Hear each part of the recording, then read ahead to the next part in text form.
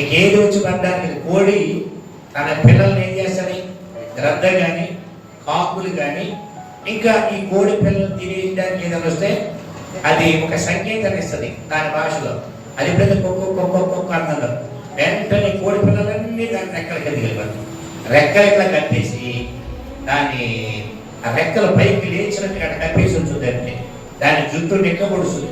మేడంత బాగుంటుంది అంటుంది.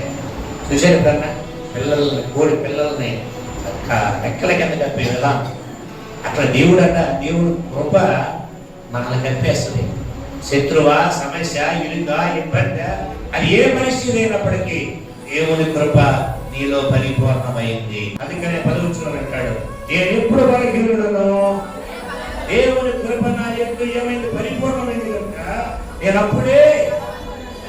నేను ఇప్పుడు బలహీనున్నప్పుడే బలవంతుడిని. ఆ పదం కాదు, ఈ మధ్యలో ఈ లింక్ అనేది దేవుని పరిపూర్ణమైన కృప మనకు తోడుకుంది కనుక ఎప్పుడు బలహీనుడనో నేను అప్పుడే బలవంతుడను. Praise the lord.